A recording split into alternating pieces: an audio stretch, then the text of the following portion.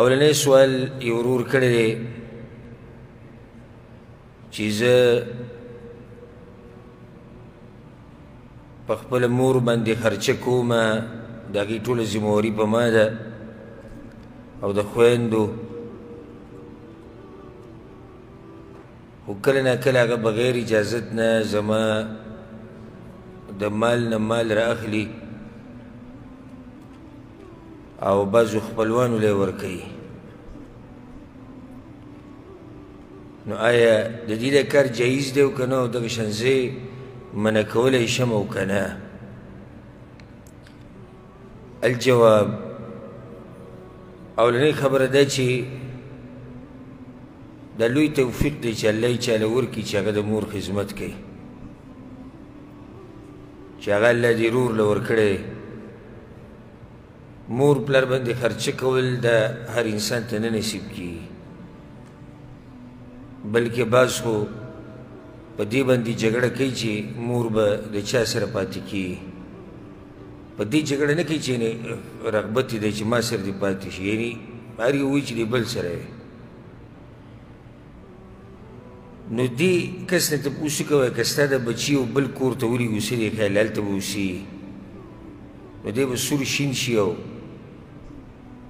د برېتو نه به یې وینې څاڅي چې زه زما بچي به بل کور کې نو دا مور پلار د دې بچو نه زیات ګران دي او د دوی حقوق ډېر دي ها صحیح ده د بچو حق شته د ښځې شته خو د مور پلار حق د ټولو حقونو نه اوچت دی نو دا رور چې په مور باندې خرچه کوي په خویندو باندې دا د الله توفیق دی چې الله دله ورکړی دا هر انسان ته نه نصیب کېږي چې هغه په مور پلار باندې خرچه وکړي دا ډېر لوی برخې خاوني وما یلقاها الا ذو حظ عظیم دا د لوی برخې خاوني چې د هغه په نصیب کې مور پلار باندې خرچه کولی او د هغوی خدمت کولی خو سوال دا دی چې دا مور وایي زما د مال نه مال راخلي بغیر د اجازت نه او نورو خپلوانو لی ورکوي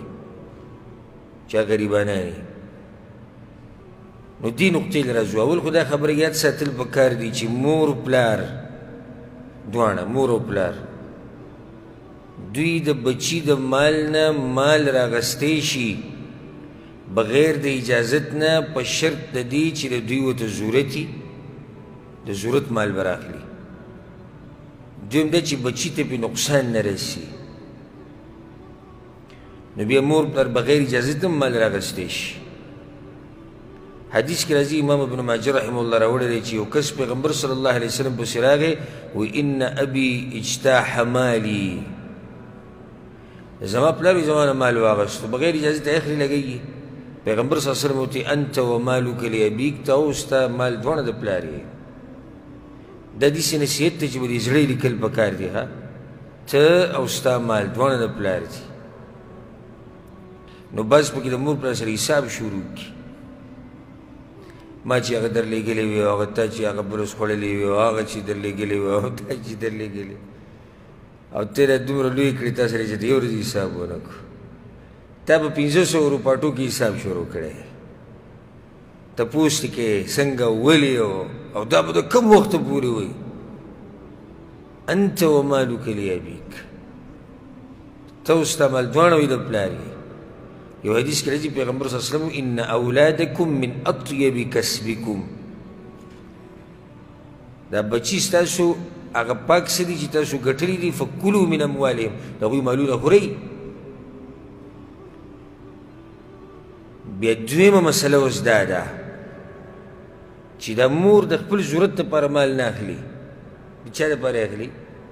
د نورو خلکو دپاره چې غریبانان دي خپلوان دي